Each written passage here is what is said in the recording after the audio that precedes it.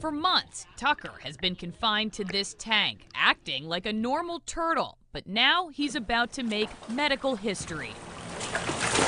Whoa, and the camera got wet. Tucker is an olive ridley sea turtle. He was found stranded on the Oregon coast, and the Seattle Aquarium staff noticed Tucker spends too much time at the surface. So a normal sea turtle would be completely submerged, easily just sitting at the bottom. And then they'd have to work to get to the surface to breathe. And as you can see with Tucker, he actually sits at the surface and has to work to get down below the water. And that's the problem he has. Okay, there we go. Can you grab his foot? Veterinarian Lasana Lahner discovered Tucker has air bubbles stuck in his body. It's a problem human divers face. And so Tucker is about to go to a human hospital. All right, so we'll want his head facing forward. It's new and exciting, and we're so appreciative that Virginia Mason is allowing us to do this, and we hope that it helps Tucker. We don't know for sure that it will, but we're giving it our best chance. Virginia Mason's been here for 40 years. This is the first turtle that I'm aware of. It's my first turtle. We do treat divers, about 40 divers a year, with gas bubble disease, which is some variant of what he has.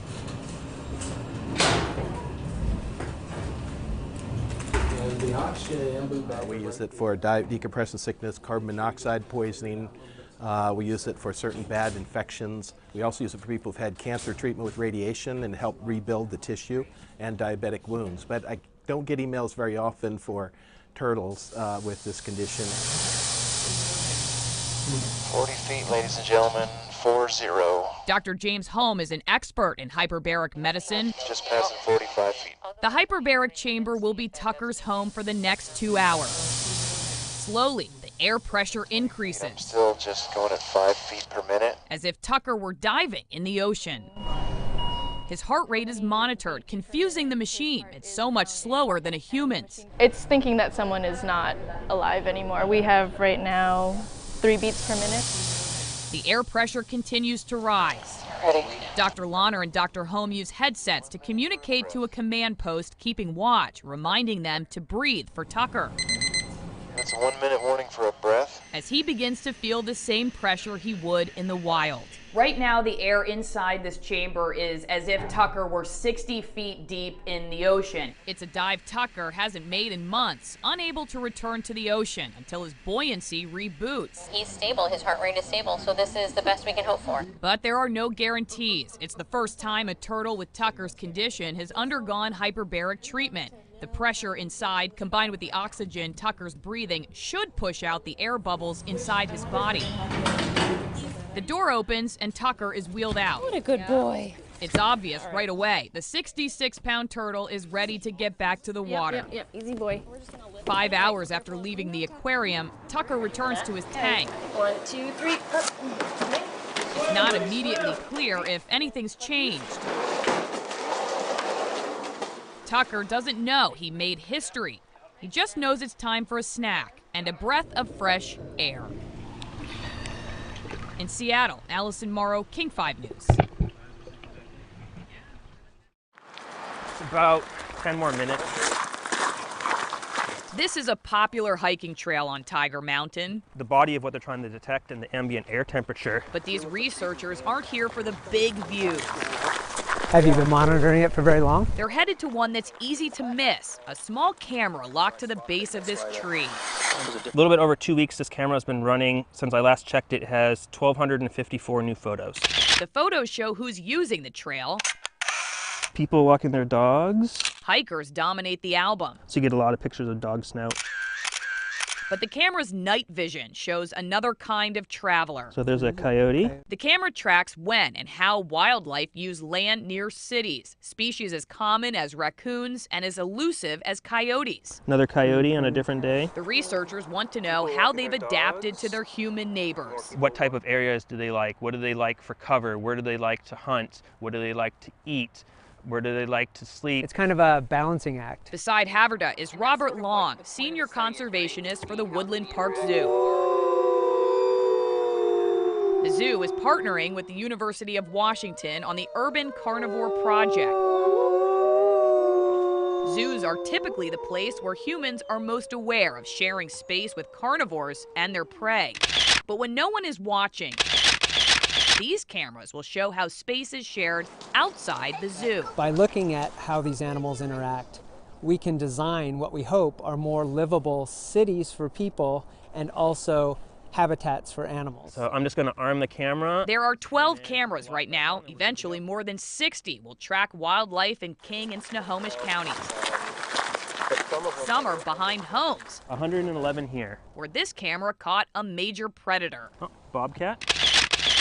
It's not the first time the camera tracked a bobcat at this spot. The first sighting came around Christmas. A smaller one that was here a couple days later. And the bobcat isn't alone out here. The fur on this bark belongs to another predator's food. It's the reason carnivores matter to ecosystems. They regulate other species that cause problems when unchecked. Bobcats eat rodents that spread disease.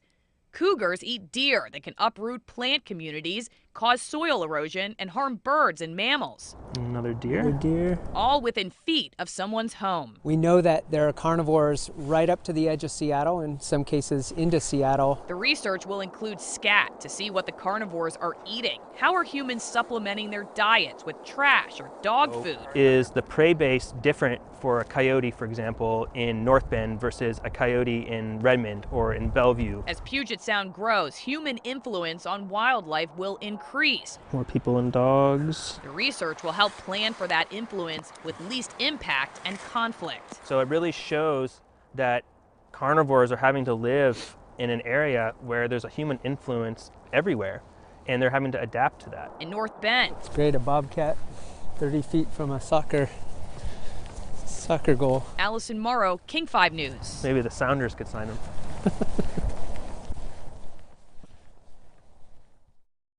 Official license, please. Do you guys have any fish on board? Rain or pouring rain, there's no weather that separates fishermen from the chance to catch halibut. We got 5 halibut. They're called white gold, one of the most expensive fish to buy. And 2 in there. And these officers know there's temptation to bend the rules. Hello, Fish and Wildlife. How are you guys doing? Todd Dielman and Kit Rosenberger, part of an increased enforcement effort, even though there's less halibut fishing today than normal. It's not comfortable being out here today. There's fewer boats sharing space with heavy wind and chop on Nia Bay. The ocean swell is about 6 feet right now with 2-foot waves on top of it. That is making for some really rough waters and the job a lot more dangerous. But the officers still want to make sure anglers have licenses. Fish and Wildlife, how are you doing? And aren't using illegal gear. Good. Any fish on board yet? But they also want to see if the fish on board are legal to keep. Okay, thank you. Perfect. It didn't take us long to find someone who got it wrong. People oftentimes just say cod and they'll say cod and have a rockfish. This is a copper rockfish, illegal to keep in these waters. East of Tatoosh, you can only keep blue and black rockfish, okay? Certain rockfish are protected because they can take a decade to reproduce. Keeping one when it's not allowed can end in a criminal charge. Today, this fisherman gets a $150 fine. Here's your fishing license. We did issue an infraction. It's like a speeding ticket. You can simply pay it and be done with it. If you choose to go to court, you can. Minutes later, while making our next check, a nearby boat speeds off. I was curious as to why as soon as we showed up, that boat decided to leave, so we're going to go talk to them. It's suspicious enough. The officers race after it. We get close, they discover another protected fish, this time a yellowtail rockfish. It's an infraction, it's like a speeding ticket. And once again, a $150 fine. Yellowish color on there, yellowtail, and it got the spots up on top. So you can only keep black and blue. Sometimes it's just confusion, tough to tell the difference among rockfish species. But other times, the fish are used to catch a prize halibut. Department of Fish and Wildlife Police, just gonna do a quick check of your license, gear, and catch. On one of our last checks, we see how halibut got their nickname White Gold. Really good, and my wife likes eating it, so she lets me go fishing. This boat hit its limit, with 1 halibut allowed per fisherman. And after this day of fishing, there's only 1 day left on the North Coast for the rest of the year. All right, guys, be safe. On Nia Bay, I'm Allison Morrow, King 5 News. 1, 2, 3, 4. Watch 3 go to a tree in that blue bucket in the corner as 5 and 6 run in. Oops, that tree comes down as 7, followed by bear number 8, crowd that white container. all while they wait for bear number 9, the latecomer, to join the party.